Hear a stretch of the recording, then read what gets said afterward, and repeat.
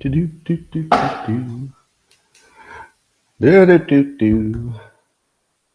Bum bum bum bum bum. Do do do do do. Do do do do.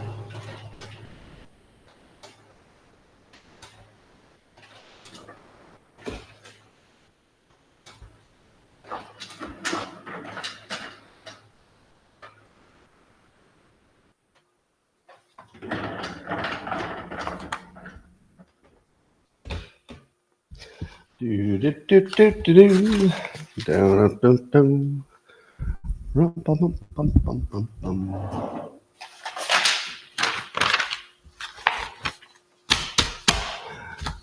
Good morning, everybody, and welcome to the highlight of human civilization. It's called Coffee with Scott Adams, and I'm pretty sure there's never been a better time. If you'd like to take your experience up to levels that nobody can even understand with their tiny human brains, smooth and tiny and dumb as they are.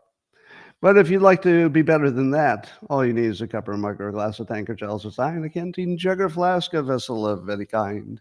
Fill it with your favorite liquid. I like coffee. And join me now for the unparalleled pleasure, the dopamine hit of the day, the thing that makes everything better, today with a little bit of oxytocin thrown in for free.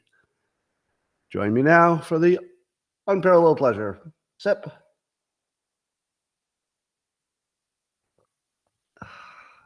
I feel like I totally Joe Biden that simultaneous sip.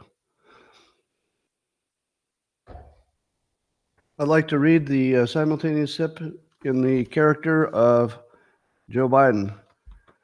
He's mugging my phone and Taggart, Trump's making my candy too small. I think that's how it sounds. Anyway, if you were watching the Dilbert comic, you would see an interesting thing. If you subscribe to the Dilbert comic either on X or on Locals, you also get the digital Dilbert calendar. There's only a digital one this year. And you would see the 10 years from current date. So I'm running the calendar or 10 years ago comics. The comic from 10 years ago this week could have been written today. 10 years ago, I was writing about the robots taking over, Dilbert's job and using their advanced intelligence. And it would look like it was written today. It would look exactly like today. It was weird. All right, in the category of science, you could have totally skipped and just asked Scott and saved a lot of money. Scott, we're considering doing this large double-blind experiment. But before we spend millions of dollars and years doing it, maybe we should just ask you and save all that money. So here's one of those ones where they could have done that. They did a study and they found that the internet alters brain chemistry in young people and might make them addicted. Yeah. It's 2024, and we're just discovering that the internet's kind of addictive. I feel like you could have saved a lot of money on this one. Do you know how I knew the internet is addictive and video games are addictive and that kind of stuff? I've seen a minor playing a video game. Have you ever seen a young boy playing a video game? What's it look like to you? What the hell does it look like to you? If that's not addiction, I don't know what is, for God's sakes. Yeah, that's a little obvious. Here's another one you could have asked me about. Scientists at MIT are building this AI chatbot that will be a version of you that they will artificially age into the future so that you can actually have a conversation with yourself in the future, like yourself retired. And you can say things like, all right, so you were a teacher for 30 years. Let's say that's what you wanted to become. How did it work out? And then the chat bot will say stuff like, well, very rewarding. Maybe tell you it didn't make as much money as he could have, but the benefits are good, that sort of thing. Well, the reason you could have asked me is because this science was done maybe 20 years ago. I remember talking about it 20 years ago. If they artificially, this is before AI, but they artificially use CGI, I think, to age you. And all you had to do is look at yourself as an old person. And then they would ask you how much you're saving in your retirement accounts. And the people who saw a photo of themselves old saved more money because now their future old self looked like a real person. They had a visual representation. So, yes, I believe that talking to your future self as your advisor might be the very best way to improve your life in the future. It's not there yet. But imagine if you got advice from you, the more mature version of yourself. Who are you going to trust more than you that has more experience than you? The only thing that would be better than me is me with a little more experience. That says every person in the world. All right. So that's exciting. Actually, that could be a pretty big deal. So Senator Joni Ernst, I think she's the one. I didn't write it down by memory. I think she's the one who was caught on the hot mic. Give me a fact check if I got the wrong senator. But as she was walking away and her microphone was still on, she mumbled, "I don't trust anyone whose uncle was eaten by cannibals." Now, that's a good joke. I I immediately said, "Wait, I'm going to have to look into this Joni Ernst because suddenly she's a little smarter than I thought." It's actually hard to tell a funny joke, one that you haven't heard before that's not just being copied. But what makes this work? I'll talk about it in terms of what makes a joke work. I don't trust anyone whose uncle was eaten by cannibals. You get that it doesn't make sense, right? Like it's not a logical statement, but that's why it's funny. It's funny because your brain tries to make it make sense. Make it make sense. What does his uncle have to do with him? But I suppose you could say that anybody who claims their uncle was eaten by cannibals would be a stronger way to play it. But it's a funnier joke if you just say, "I don't trust anyone whose uncle was eaten by cannibals." The fact that it's just got that little bit of illogic, there's nothing that connects the uncle to Biden, is what makes it funny because your brain tries to make it make sense and it doesn't. And that's the model for a joke. Now, could I teach this to AI? I could, but it still couldn't do it because it would have to run through lots of examples and judge them, and it can't judge them. Now, the first time I heard this, or let's say I thought this joke in my own head, it would have made me laugh as soon as I thought of it. And um, and then I would have known it was a funny joke. But AI can't do that because it can't test it on its own brain before it tries it out. All right, I'm going to give you an NPC test. Do you ever wonder if we're a simulation, if you're an NPC? Anybody ever wonder that? Well, I'm going to find out right now. I'm going to read you a story. This is really in the news. It's a real story. And then I will test your reactions and we'll spot some NPCs. I did this also on X. It's a good experiment. Watch it. All right, here's the story. There's a company called Climeworks who has found a way to vastly reduce the cost of sucking CO2 directly out of the air. The company is called Climeworks. They've already done this. They've sucked CO2 out of the air. Come on. There we go. NPCs are weighing in. We caught a few. Yeah, so they're taking the CO2 out of the air much more efficiently than they used to. I think some of you are cheating. You saw the answer in my X post. Yeah, if you said trees or CO2 is plant food, you're an NPC. Do you know why? Because it's the most obvious thing to say in that situation. That's the tell. And I've been talking about this topic for years, and every time I do, somebody says, "Oh, you're telling me they invented trees?" Feeling pretty good about that one. They invented trees, is what you're saying? Or they say, Scott, if they take all the CO2 out of the air, don't you know that's plant food? It's plant food. Now, I'm not saying you're wrong. I'm just saying it's the most obvious thing to say. So if you can't avoid saying the most obvious thing, you might be an NPC. That's all. That's all I'm saying. So if you're not an NPC, but yeah, you fell into the trap of saying the most obvious thing, don't do that anymore because it makes you look like an NPC. All right? I'm going to test you again. Somebody should invent a food that is an indistinct food that just has all of your vitamins and minerals, and you could just eat it every day. You didn't have to worry about it being, all nutritionally complete because it would be all good. Say it. Say it. I know there's an NPC here. Say Soylent Green. Say it. Yeah, that's an NPC trap. If you talk about a new food source and somebody says, it's Soylent Green, NPC. If you talk about a good way to exercise, and then somebody in the comments says, swimming is the best form of exercise, that's an NPC.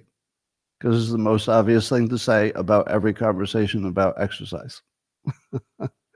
If you're talking about diet and fitness, and your contribution is, if you exercise more and eat fewer calories, you'll lose weight, well, you're either Matt Walsh or you're an NPC. Matt Walsh is doing it for entertainment, so that's a different situation. He's making content out of it. All right. Here's some news that I was worried about this for a while, and I find this reassuring. You ever see a news story where you've been kind of anxious about this, but then you finally find out the truth, and it's just what you hoped it would be, and then you can finally relax? Well, here's the truth, and thank God. Vivek continues to be a national treasure because he's over he traveled to Italy, and he met with the Pope. And Vivek confirms that the Pope, hold on, because you're going to feel good about this, the Pope is opposed to war. He thinks Ukraine should be settled peacefully. Well, I don't know about you people, but that could have gone either way. And I'm, for one, am glad that the Pope is opposed to war, because you never know. I mean, unless you check in with him once in a while, how much trouble would it be if suddenly they thought, you know what?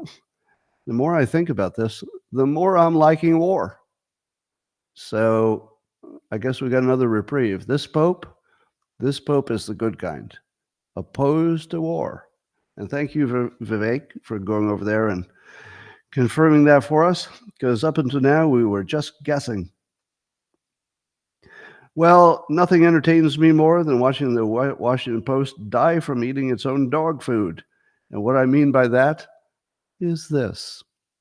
Somebody named Margaret Sullivan, who I think is maybe a Democrat of some kind, maybe a writer, I'm not sure. She said, talking about the Washington Post, she said, each of our three newsrooms, I guess she writes for the Washington Post, each of our three newsrooms will be led by an outstanding white male, which we feel is especially appropriate in Washington, D.C. Zing.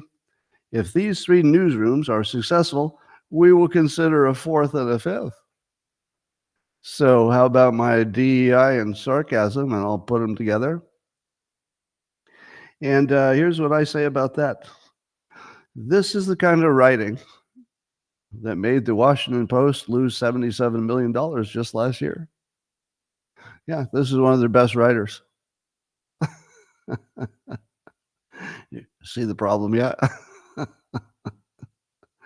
So because they've accepted the DEI philosophy, at least the employees, they insist that they want more DEI.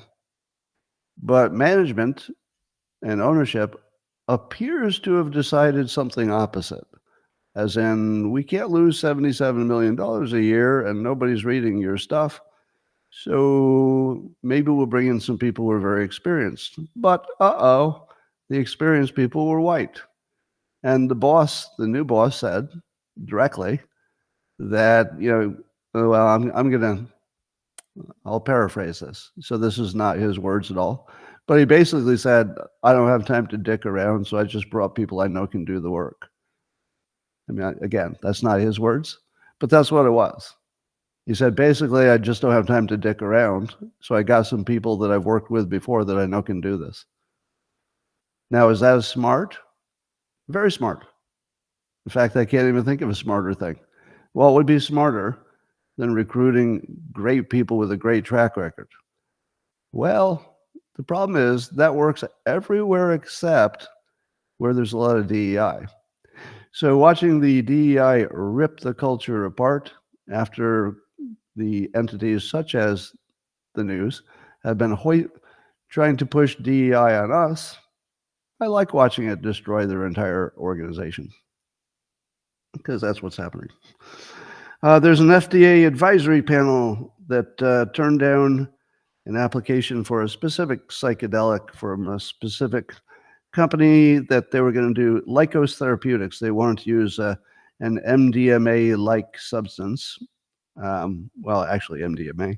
And they had some kind of a therapeutic process that would go with that, and they applied, and the FDA said no. 8 out of 10 said nope, the risks outweigh the benefits. Now, what's the first thing you think when you hear that an FDA advisory panel, now the FDA itself hasn't voted, these are just the advisory panel. We expect it would go the same as the advisory panel because it was 8-2. But what's the first thing you think when you see the FDA might turn down a MDMA-based therapy? Do you say to yourself, well, here's some honest people who looked at the data and decided to protect us by keeping us away from this kind of a risk? Is that what you think? Is that your first thought? Or is your first thought that some number of these advisory panel people, they have to be experts in the field, right? What would be the point of an advisory panel unless they were experts in this kind of stuff? Now, what would you expect of an expert of this kind of stuff? Well, one thing I'd expect is if they ever wanted to make big money, they have to work for a big pharmaceutical company. Do you think there are too many big pharmaceutical companies who are super interested in seeing psychedelics destroy the biggest cash cow they've ever had, which is anxiety and antidepressant drugs?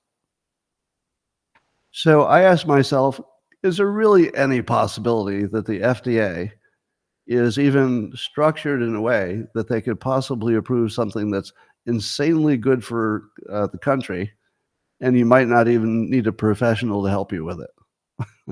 Now, ideally, you wouldn't want to do any psychedelics without, some kind of professional guidance and, quality control and all that. But people will. I mean, in the real world, they'll take some mushrooms and see what happens.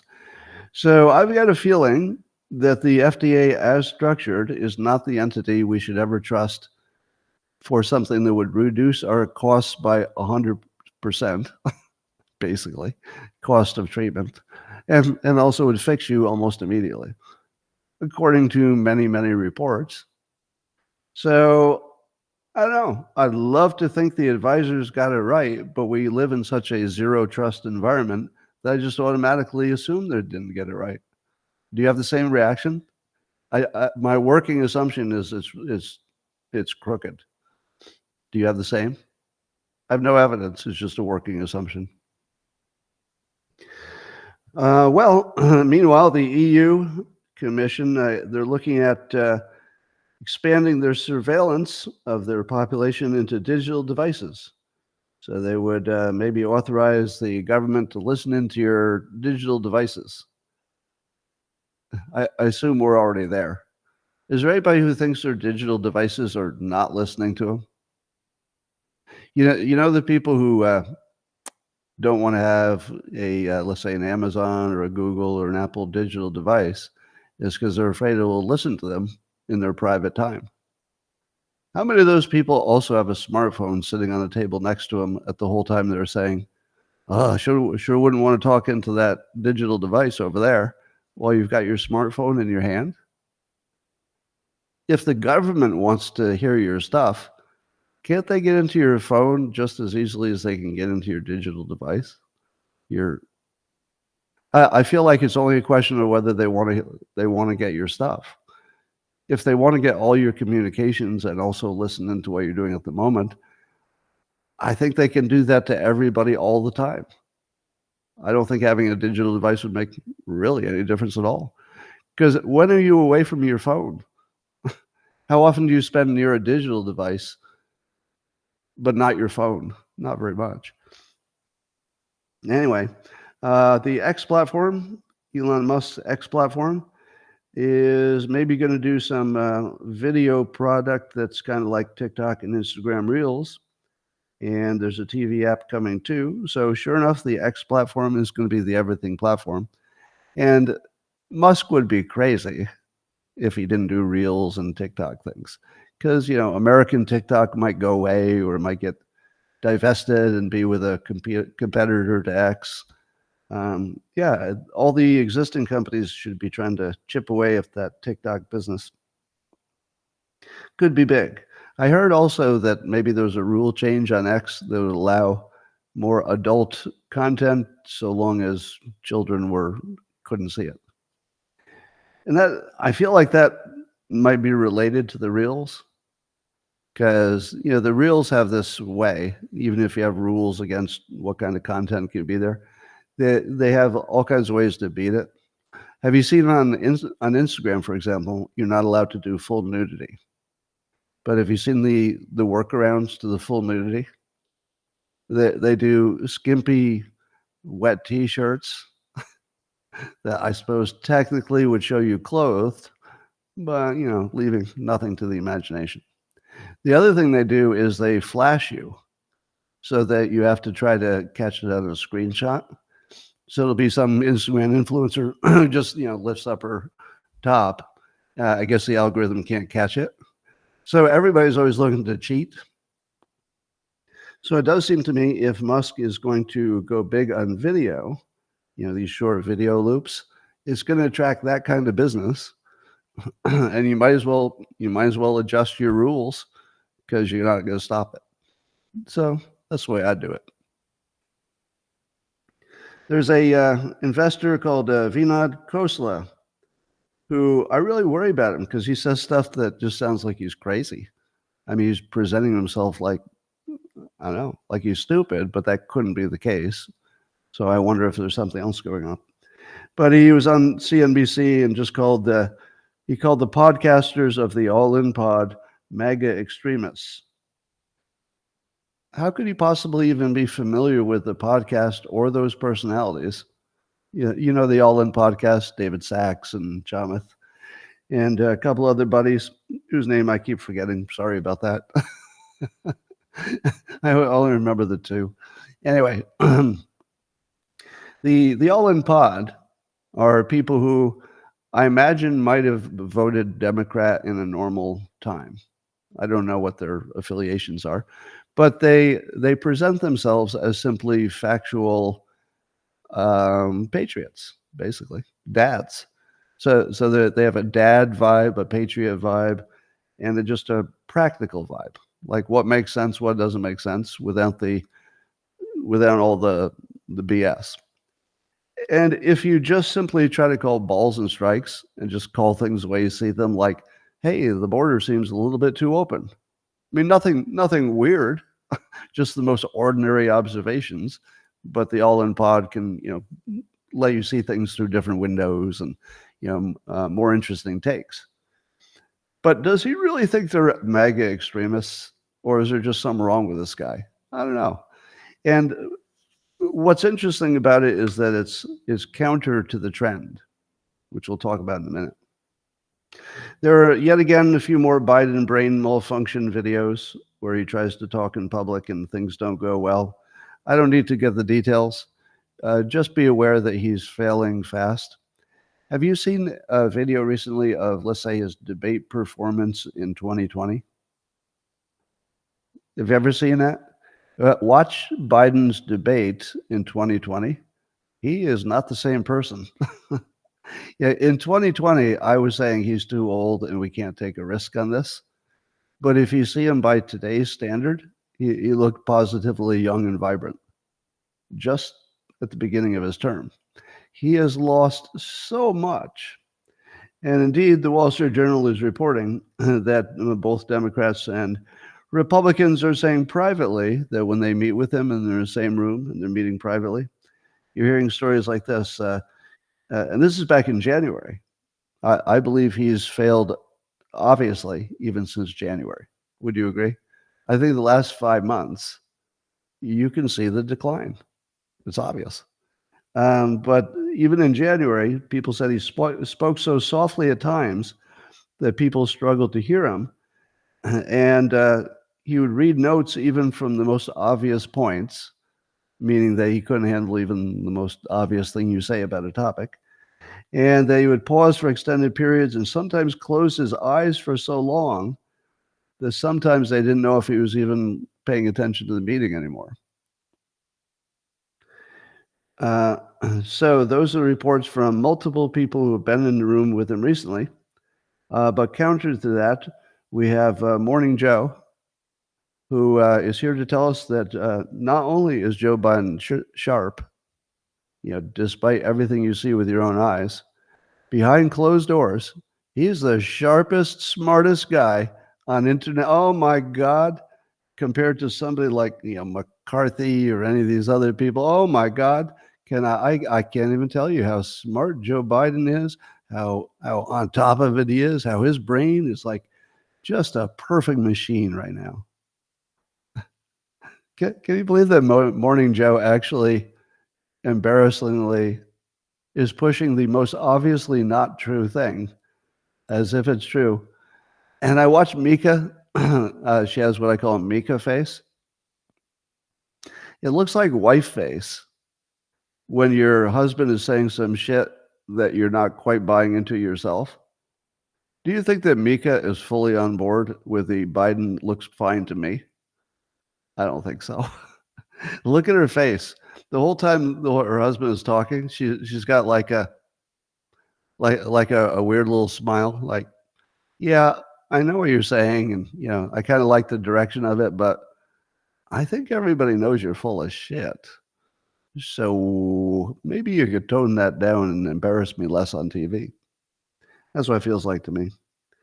Well, here's the funnest part. On MSNBC, Michael Steele, well-known, prominent Democrat kind of a guy, calls out the fact that billionaires are starting to make Trump look acceptable to other people. Oh, here it comes. Even the Democrats have noticed that the billionaire class is starting to make Trump look acceptable and normal to people. Which billionaires are we talking about? Well, the Bill Ackmans, the Elon Musks. We're talking about the All-In Pod. We're talking about one of the guys at Blackstone. I think even Jamie Dimon not too long ago said, hey, keep an open mind, right? So he wasn't anti-Trump either. So here's what I think. I think the billionaires are the ones who go first. Do you know why? Because they don't have bosses. The people without bosses are the only ones who can tell the truth in public if they're also rich. You get that? It's not a coincidence that the billionaire class is rising in terms of its persuasion power.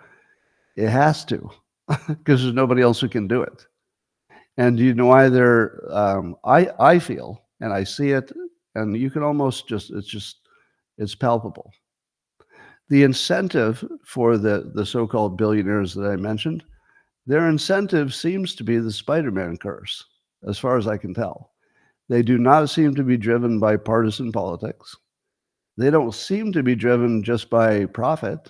They're not advocating for things necessarily that are, just good for them and stuff like that. The Spider-Man curse, if you don't know what that is from Spider-Man. With great power comes great responsibility. Imagine you're a billionaire, you're watching the country dissolve, and you know it's because people can't tell the truth, that Biden's a train wreck and it's just got to be fixed. What would you do? Just ask yourself, what would you do if you didn't have to fear anything because you don't have a boss and you're already a billionaire? And what could go wrong? You would feel a responsibility to get involved if you'd never been involved in politics before, because you're the only ones who can fix it. Nobody's coming to help. Nobody's coming to help. It is just the billionaires got to step up, and we're watching it happen. So that is a gigantic, gigantic change, and it's scary enough that even the Democrats are noticing it. And not only are billionaires smart, but people look up to them because they want to be like them, especially if you build something of value. But this brings me to a comment that I saw Tucker Carlson make. He was on somebody's podcast, and I'm going to talk about him a little bit more. But he had this interesting theory that what we see as evil, all the destructive things going on that we just sort of collectively think are some form of evil, he says is really people who don't know how to make anything have an impulse to destroy the things made by people who do know how to make things. Oh my God, is that on point? That actually might be the best description of everything we're seeing. Marxism, Antifa, everything. And I've told you this story, I think, before.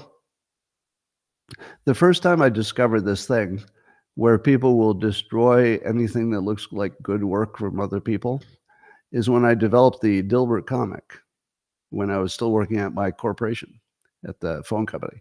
So I had this whiteboard in my cubicle, and every day for a while there, before I was published, I would draw a little comic of this character that came to be Dilbert. And it became popular around the office, and people would like it. And here's the thing.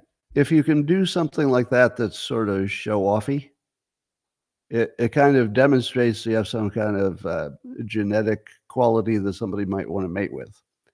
Now, it would be the same if I had giant muscles, or if I were tall and had good hair, or if I were a good musician, any kind of talent. So if you display talent, what it does is it brings up in people the need to destroy you if they don't have talent.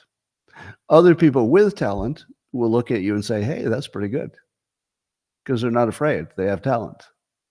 People who don't have talent will find a way to destroy it or find something else wrong with you that means nobody should pay attention to you. Here's how I discovered it when I would draw Dilbert on my whiteboard. Men would come into my office who are not exactly killing it in life, just your ordinary cubicle men, and they would find a reason to destroy the comic on my whiteboard. And it was the damnedest thing. And women didn't do it.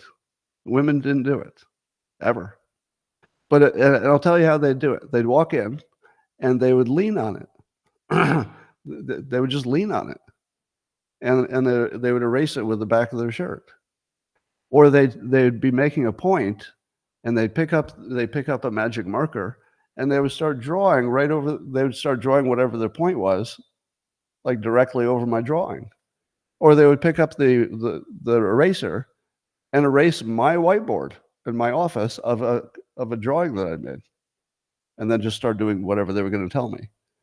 And I'm thinking to myself, there's something destructive about this that is so obvious, and it was so consistent. Like as soon as I saw a guy walk into my office, I'd say, all right, how long is it going to take? And I would just watch how long it took him to accidentally destroy my artwork. It was weird. So I've been watching that all my life, that phenomenon. Obviously, when Dilbert became successful, and by the way, it's a running joke on X. When people come at me hard, you piece of crap, blah, blah, blah, I'll check their profile. Quite often, they're people trying to be writers and failing, more often than not, or they're trying to be cartoonists and failing. So they're all in some kind of failed art thing. So then when they see that I've succeeded, they just have to tear me down. It's a natural impulse. And I think that might actually be explaining almost everything we see. We used to call it income inequality. And we used to say, hey, if we don't fix the income inequality, the people who don't have are going to come after the people who have, and you got a civil unrest. So, you better fix it. But I think what it turned into is just destruction, where people are tearing down your city you built because they can't build it. They want to, tear down Elon Musk because they can't build it.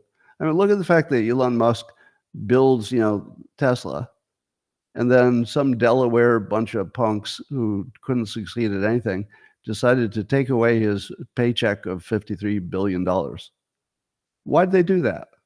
Do you think they did that because that seemed like the right thing to do? No.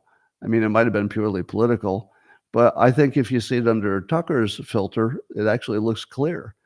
They just didn't like the fact that there was a male who had, 11 children and could impregnate anybody he wants, basically. And that he was just killing it in life, and they had to just attack him because they couldn't handle the stress of, being less than him by so much.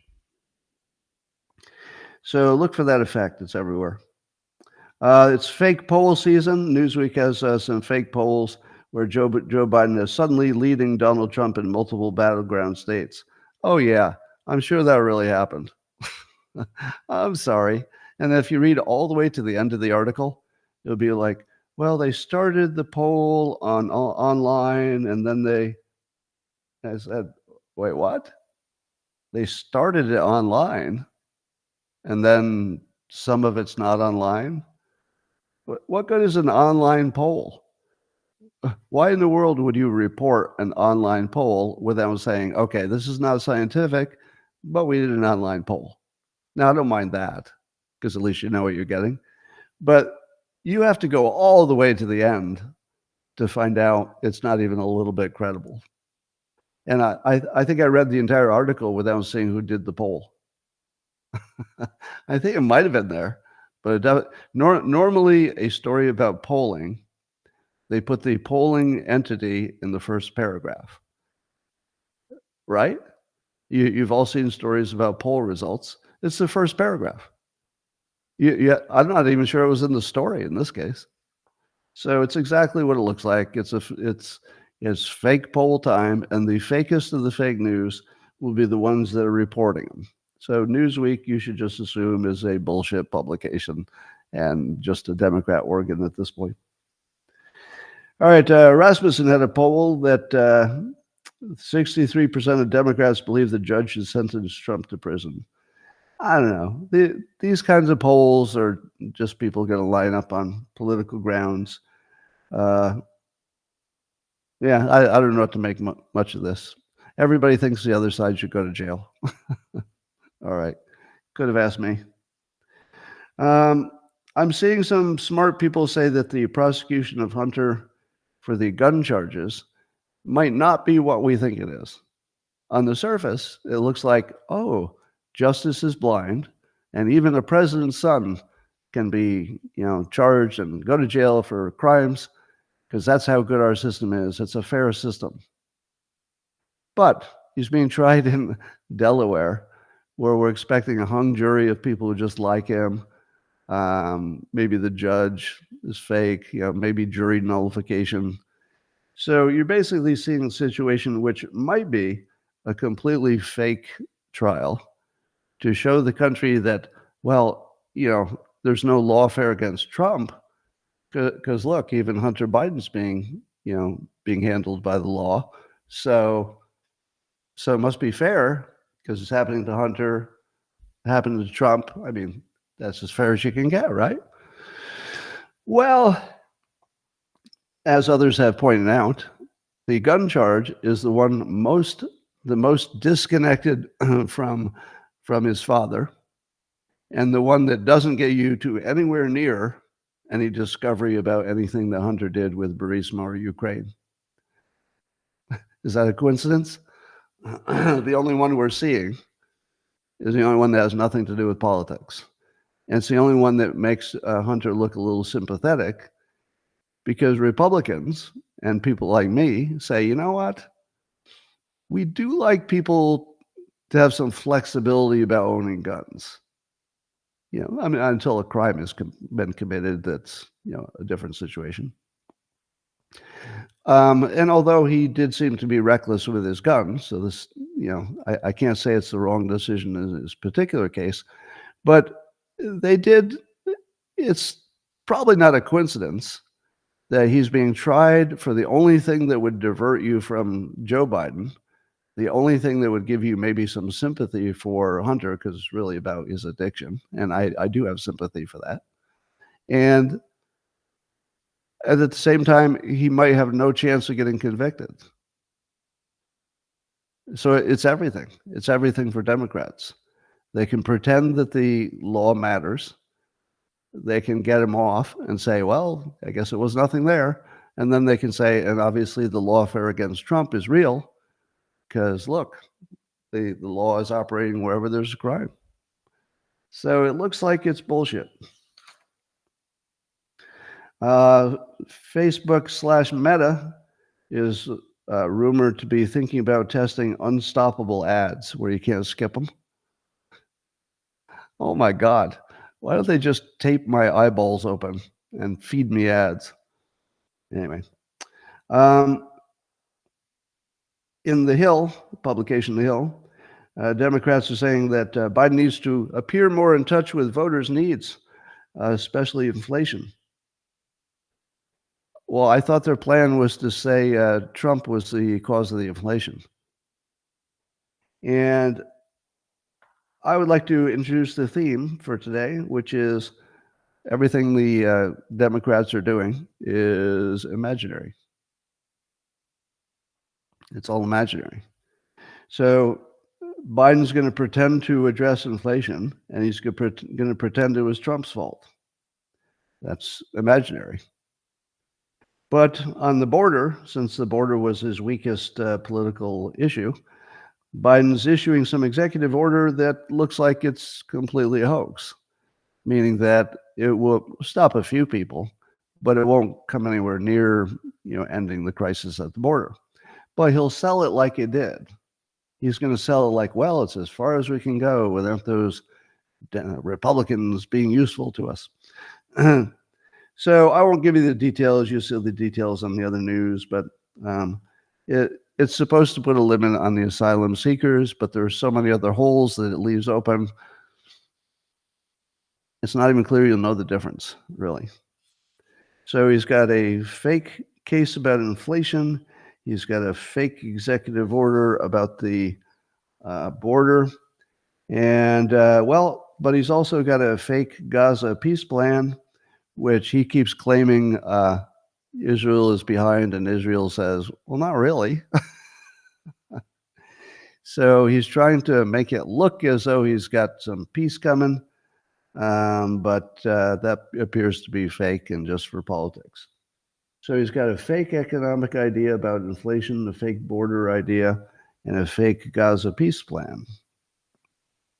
Meanwhile, Jake Sullivan was meeting with the families of American hostages, and he told them that if the president's peace plan, which is fake, gets adopted, then maybe that would help free their families, the hostages who are Americans.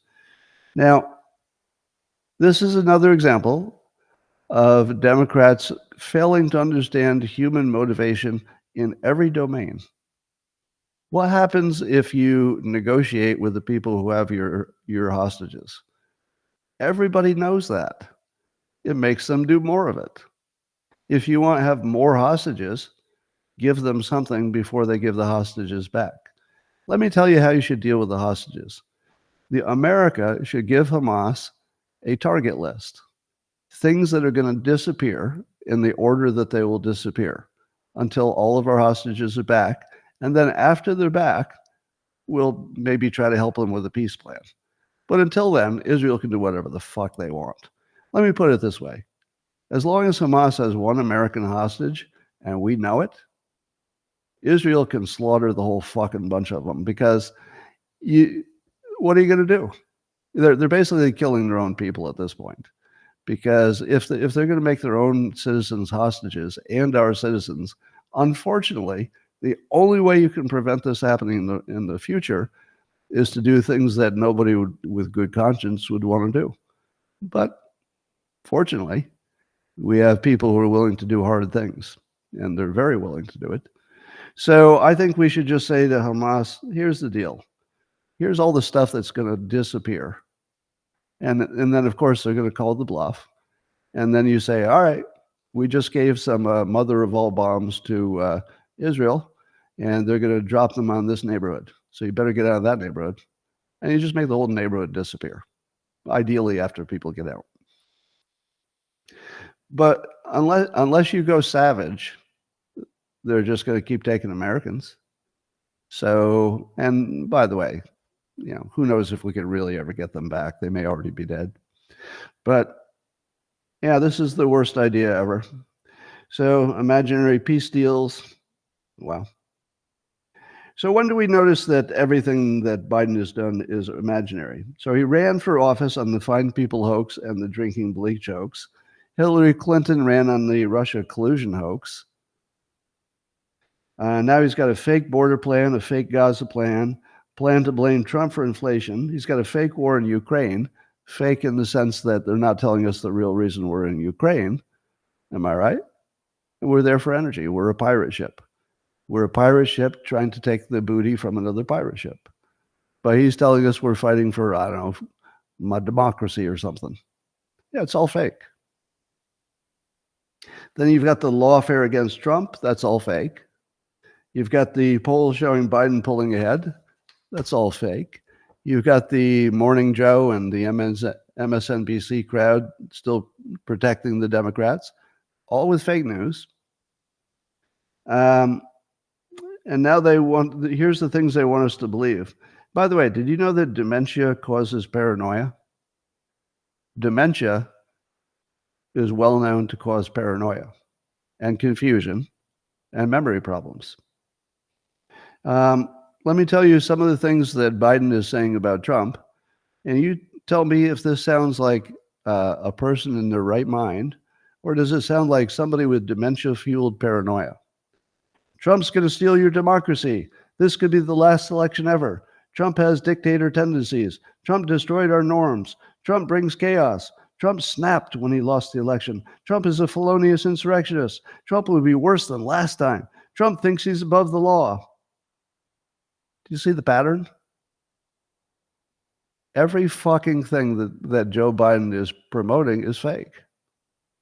Now let's compare it to the other side. Do Republicans sometimes promise things they don't deliver? Sure. But even if you take something like Trump promising the wall and not quite delivering, he sure tried like hell. There was nothing fake about that. He tried like hell. Do you blame him for saying Mexico will pay for the wall? Well, not really. We all knew that was just for fun, right? He's not really trying to sell that. But so you've got Republicans who are suggesting specific real world things, and you've got Democrats who have nothing to run on because their whole world is falling apart. They've destroyed everything that we care about, and we know it because we're watching it in real time. So the only thing they have is dementia-fueled paranoia that they're trying to get you to buy into. All right, we got this dementia-fueled paranoid guy, and he's going to complain about his candy getting too small. So maybe you should change your vote because Mr. Small Candy said so. I'm getting tired of being the only one pointing out that the entire Democratic platform for years has been nothing but fucking bullshit. We can't say that. We can't make that the whole story, that nothing they do is real. Everything is an op. Everything they do is a fucking op. Or a hoax, which is like an op. Anyway, here's some other things Tucker Carlson said that were just so fun. He said he met Klaus Schwab himself, and he doesn't really fear the WEF because Klaus Schwab is just an idiot, and most of the people in power are idiots too. So I don't think you have to worry about the all-powerful World Economic Forum. It's just idiots having a party. Now, Elon Musk has a view not too far from that it's basically a club for rich people and don't worry about it too much. And I buy into that. I don't think the World Economic Forum is why we're fighting in Ukraine. Do you? Do you? Do you think that's what they would have picked? I don't think so. So, Tucker also believes that human beings are mating with non-human beings. There's some kind of entities that walk the earth looking like people and have always been here, throughout time. And every culture seems to talk about them. Okay. And he does believe the literal truth of his religion and the Bible. So, and he thinks that the government knows this and won't tell us. Now, I haven't seen too many things that seem less believable to me than that. But it's so interesting that it's coming from Tucker, because so much of what he says is so right on point, as I mentioned earlier. But there's something about Tucker that makes him different from other people. I also think he was talking to somebody who believes that the secret sonic ray is real. So he has a lot of people who have claims of UFOs and aliens and stuff like that. And my take on Tucker, because he said it directly, he kind of likes to believe in some of the fantastic stuff. But where you don't see it is in politics, meaning that he seems to have some really good way of separating the real world, the politics, because he talks about it in the most real world way you ever talk about anything. But when he talks about his religious beliefs or his belief about reality, he seems to have a lifestyle preference for believing, let's say, fantastical things, because they're fun. His religion gives him benefits. So don't argue with him about his religion. It works. It totally works. I mean, you can even observe it from a distance that his choice of religion works for him. It looks like it works to me. Even if it's not your religion, it looks like it works for him. So I think Tucker has to be seen as a lifestyle believer. Let me give you an example. I don't necessarily think, if you put a gun to my head, I wouldn't necessarily say that aliens built the pyramids. But I really like thinking it. It's a lifestyle belief. So I can't say I believe, like if you're going to, murder my dog, if I get the wrong answer, I might go, all right, it's not aliens after all. But, it's easy to adopt beliefs that don't matter because they don't affect your life if they're fun. So that's my best guess, is he has fun beliefs that don't have any impact on your life. They're just fun. And then in the real world, he seems really careful about sticking to what's real when he talks about the real world. Anyway, let's take a look at Tucker Carlson's theory that people who can't build things will destroy the things built by other people. Are there any examples of that? About Steve Jobs. Steve Jobs was a builder. He built things. His wife, his widow, seems to be active in politics and the side of politics that is destroying everything.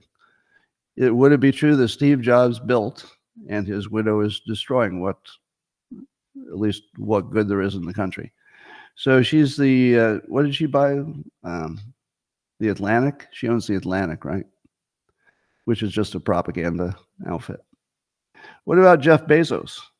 Jeff Bezos built a gigantic, most successful company. And then he gets divorced. And what's his wife do? She donates to all the organizations that are destructive.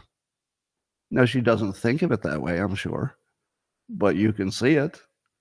So it seems to me that You've got Elon Musk will build a company, but idiots in Delaware will try to take his money away. Bezos builds a company, and his ex-wife takes half his money and uses it to destroy the country. Jobs builds the greatest company. His wife uses money to destroy things. Now, if you ask them, they wouldn't say they're destroying anything, and I believe that they would believe it. It's just that the impulse to destroy what better people built is so strong, so strong. I can tell you that in my journey from having no money to being well off, when I had no money, I would have destroyed things. The idea of putting graffiti on somebody else's asset, somebody rich, was actually attractive to me at one point in my life. Do you know why? Because I was a jealous little fuck who had nothing. I felt it. I'm not speculating what it feels like to have nothing and being surrounded by people who have a lot. I absolutely felt a destructive impulse toward their success. When I became successful, this is the old story. You become more conservative if you become successful because you don't want anybody to take it away from you. I became much more alarmed to see assets destroyed. Now when I see graffiti on somebody's nice, expensive building, I don't say, well, you had it coming, clean it up yourself. You got plenty of money. Now I think, what the hell are you doing destroying somebody's beautiful thing they built? Right? And I think that has a lot to do with the animosity toward Trump. Trump is not only somebody who apparently built things, big, beautiful buildings, but he also brags. If you add the bragging to the success, you trigger people to want to destroy you because they're not successful. And that's what we see. The least successful people want to destroy them. What do the billionaires want? The billionaires are just looking at it and saying, okay, who can be a better president? They might disagree, but they're not trying to destroy other billionaires because they have their own stuff. All right. New York Times is reporting that the GOP is looking for revenge. And indeed, on social media and other places, we do see people, talking about putting lists together of Democrats who should be investigated and tried should Trump come to office. And I'm not sure that's the best impulse. My advice to you would be to cool it on the revenge stuff. Because, first of all, you shouldn't call it revenge, because it's hard to back that. But I know what it is. I mean, to me, it's more a mutually assured destruction, meaning you have to establish a precedent that if the other team is going to go to that level of badness, you're going to match it, and they're not going to like it. So there is something to be said for, creating a disincentive to do more of it. I wouldn't call it revenge, though. It's more like creating a disincentive. And it's more like finding out what's true, just looking for the truth. So also, America First Legal, I believe that's Stephen Miller's entity he created, is suing the Department of Justice for records related to key figures in the New York case versus Trump to find out what they did to coordinate with the White House. So apparently they asked for but did not get records under the FOIA. They wanted to get records about Matthew Colangelo because he was a key figure in the Biden administration, but he left that to go work on the lawfare against Trump. And it's a completely good question, which is, maybe we should know what conversations happened, because this looks like a political prosecution in every way. It looks like it. And so America First Legal is going to say, well, let's find out. Let's look at your documents. Let us find out if this was political, because it looks like it. So America First Legal is the only thing that looks like the Republic to me. We don't see the press doing what the press is supposed to do.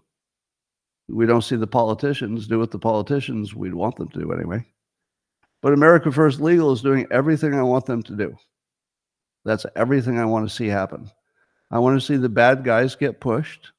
I want to make sure that the lawfare on the left is matched with some lawfare on the right for disincentive purposes, not for revenge.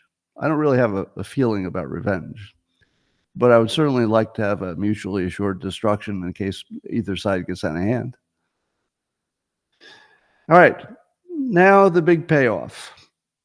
This is the part that if you were nice enough to last this long, I'm going to tell you something provocative. You know that for a long time I've been trying to figure out the mystery that is George Soros. Because people said to me, Scott, he's behind the funding of all these things that are bad. I'm dismissing truths that scare me. The trolls are here. Trolls, which truths am I dismissing? I just want to see if they have a specific. What am I dismissing?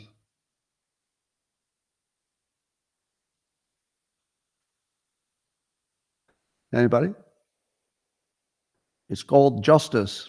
I don't care what you call it. Do you have anything to actually say? Or are you just being trolls today? All right. It looks like they have nothing to actually say. All right. So here's my provocative hypothesis about why George Soros is doing what he did. So apparently back in the early 90s, when he started drawing up his plans for his open society, he had some lofty goals, which I have to admit sound pretty darn good on paper.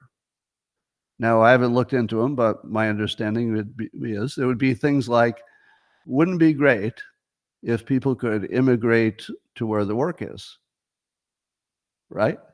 Wouldn't it be great if people could improve their lives by being able to move from a bad place to a good place? Now, that sounds pretty damn good on paper, because you assume, it's just obvious that you wouldn't do uncontrolled immigration. But wouldn't it be great if you could get a work permit, some kind of an easier process, so everybody's economy would be better. Now, the economics of that and the logic of that are actually really strong, because every time that you give people more freedom, they can make more money. It seems pretty much one-to-one. More freedom, more money. More freedom, more money. As long as you've got crime under control, right? Freedom within, the legal structure, not freedom to do crime. So on paper, that makes a lot of sense to me. With my economics background, I go, you know what? It does make sense that if you increase people's mobility across borders, that probably everybody would do well, as long as you managed it right. Now, like everything in the world, if you do it wrong, well, it's a disaster, right? Now, apparently there's also something about the justice system and how it was unfair to Black Americans and minorities in general. Now, that's true. And suppose that they said our solution is to vastly increase the diversity in the justice system, and then we wouldn't worry so much that it's, white racism that's causing these, what seems to be imbalances in sentencing and other things. Now, on paper, I love that. I don't have a problem with that at all. Yes, if minority members of my country are complaining that they seem to be, in their opinion, their lived experience, they're mistreated, then it seems to me an obvious solution to increase the diversity of highly qualified candidates and just have a better perspective in the whole legal system. And that feels like an advantage to me. But here's the problem. Those things didn't work at all. No, we know that.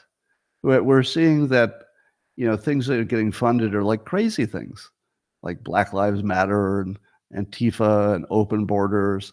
And so there's this huge disconnect between what sounded pretty rational to me in the 90s, but now we've tried it.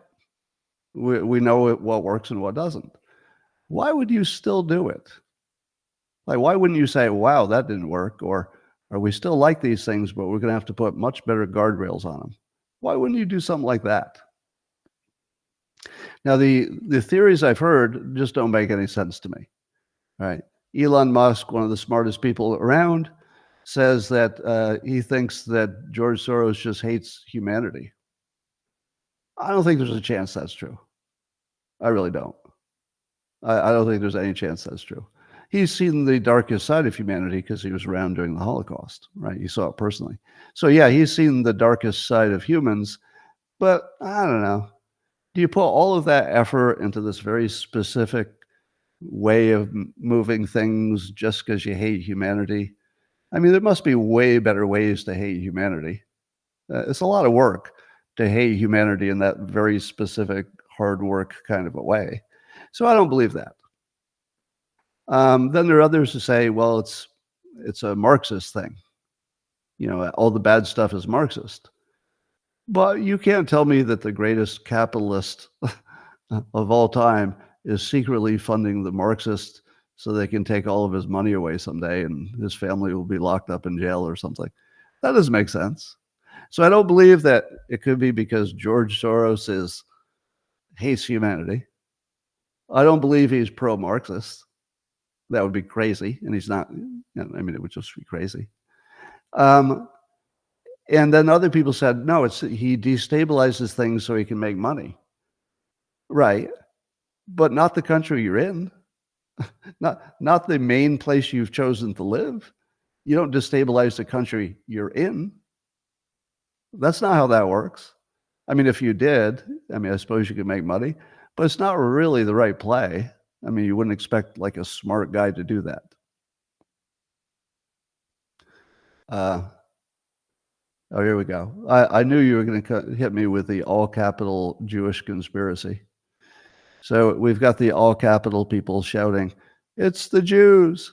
It's the Jews, Scott! Why are you ignoring the obvious? It's the Jews!" All right. So you guys just keep screaming. You know what would be easier? It would be easier if you never came to my live stream again. Because I can tell you that screaming in all caps that it's the Jews is not good persuasion. You just look like a fucking piece of shit who doesn't know anything about anything, honestly. So I'm not going to deal with that directly. But here's my hypothesis that ties it all together. You ready? Digging in. Number one, you've seen that Huma Abedine is now allegedly dating Alex Soros. Just hold that in your mind for a moment. We'll get back to it. If you were a FBI profiler and a forensic, let's say, money person, and you were trying to figure out like why money is going from one place to another, but you were going to use FBI stereotyping, profiling kind of thing, which I hate to say could be a little sexist and racist. For example, let's say an FBI profiler finds out that there's been a mass shooter. Does the profiler say, okay, I think it's about even money, it's a woman or a man? No, they don't do that. They go full sexist and they say, all right, it's a man. And then if it's a certain kind of mass murder, do they say, I think an Asian was involved in this? No. They say, oh, this kind of looks like a white guy crime. Am I right? There are just some crimes that just scream white guy. So that's what FBI profiling is, I believe, where you're looking for these general, tendencies and statistical things. Now, let me give you, I'm going to work at this slowly so I can give you the big finish in a minute. Suppose I told you that there were two billionaires. One was white and one was black. And there were two groups getting funded. One was Ukraine and one was Black Lives Matter. But you didn't have confirmation which billionaire was funding Ukraine and which one was funding Black Lives Matter. Now, it could go either way. We all agree on that, right? Could be that the black billionaire cares about Ukraine. Could be the white billionaire cares about Black Lives Matter. But if you're an FBI profiler and you had to visit one of them to confirm which way it was, you'd probably, if you wanted to know his BLM, you'd probably try the black guy first because people like to fund things they have some kind of personal association with. If you see that, if you see a celebrity is helping raise money for a specific disease, sorry, for a specific disease, do you say to yourself, oh, they randomly picked a specific disease? Or do you say, no, probably they either had experience with it or a family member? Because these are the kind of tendencies you see.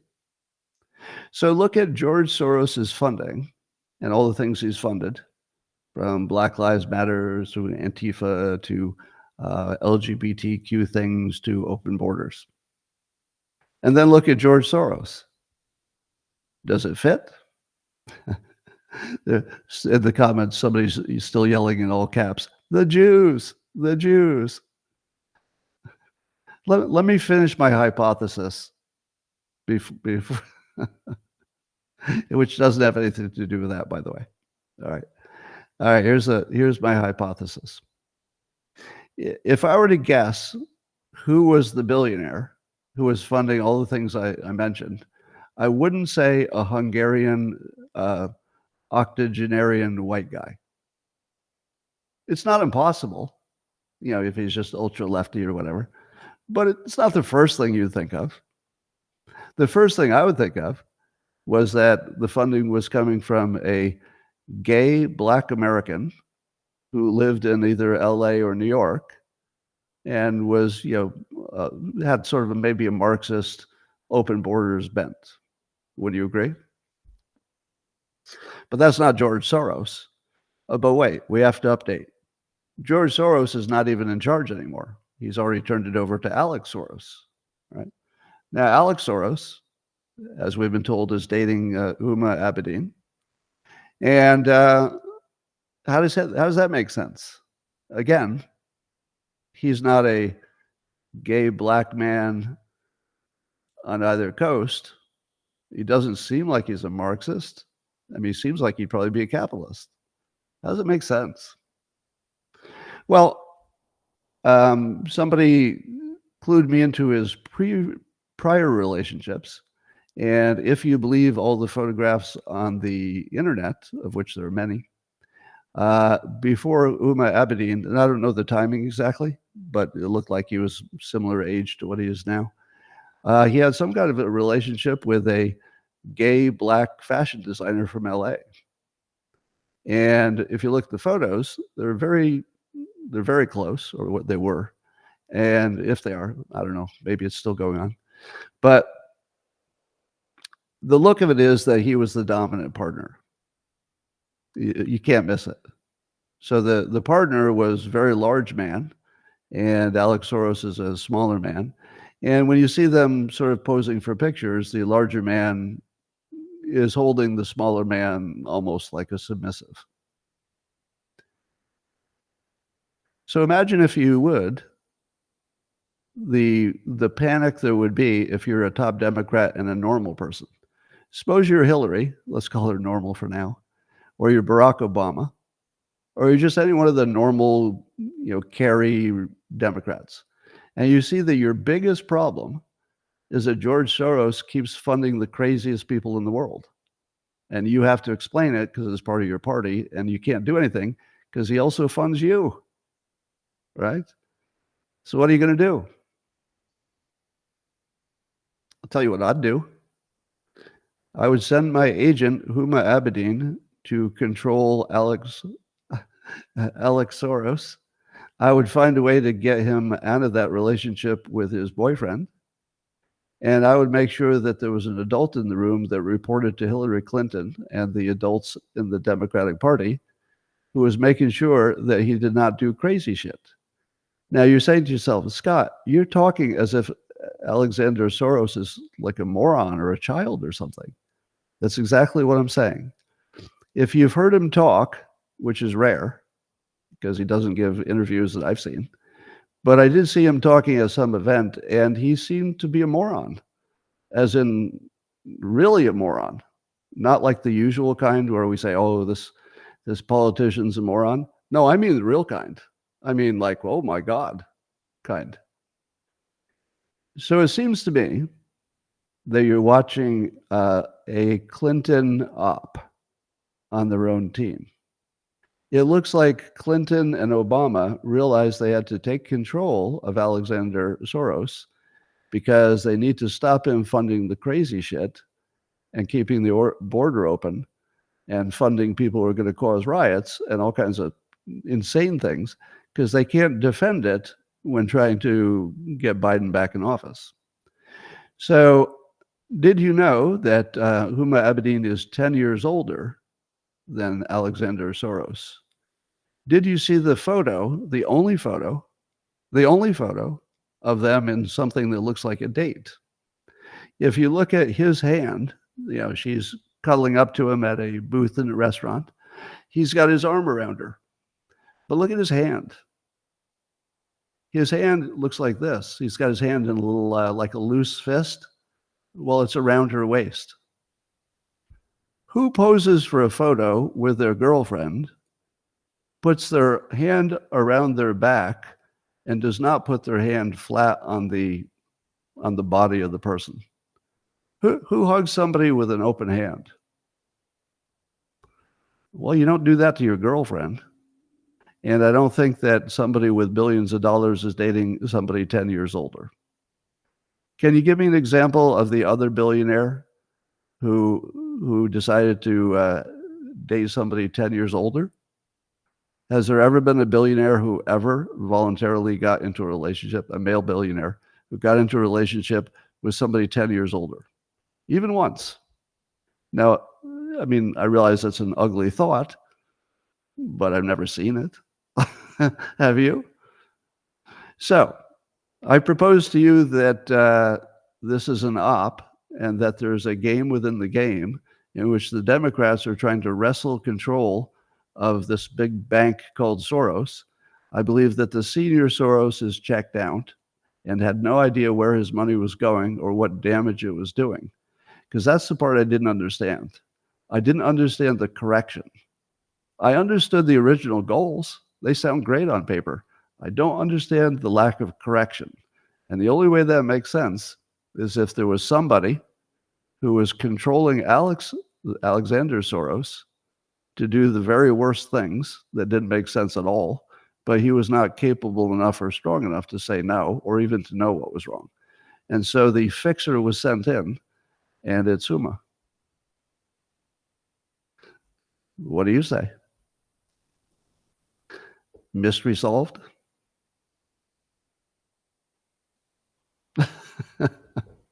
Well, here's the thing. As long as Alexander Soros doesn't give interviews, and I'm assuming he's turning him down because he would be the most interesting person you could ever interview. It's the most relevant to everything. There's a reason for that, right? Now, if I'm wrong, it would be easy to sort it out. Just have an interview with him, ask him the obvious questions, see if he can answer them. Never going to happen. Never going to happen. But I think Hillary's got it under control. All right. And that, ladies and gentlemen, is all I have on that. There's something you didn't see on your other podcasts. All right. And again, it's just speculative. So just in case somebody wants to sue me, I want to say I don't know that any of this is true. I'm saying that if I were an FBI profiler, that's what it looks like. So it's my working assumption at the moment that it's just exactly what it looks like. There's just a weak person with billions of dollars and people are wrestling to control him. And I think that's the whole story. All right. I'm going to say bye to the people on X and YouTube and Rumble. And Macron wasn't a billionaire. He got in his relationship before he was a billionaire or before he was important. So if you could come up with other examples, it'd be fun. All right, everybody. I'm going to say, going to stick with just the locals people, but I know there's a delay here. So I'm going to make sure that you know that I'm going to close you down and talk to locals only. I think I've stalled long enough. See you tomorrow, same place, same time. And locals, here I come.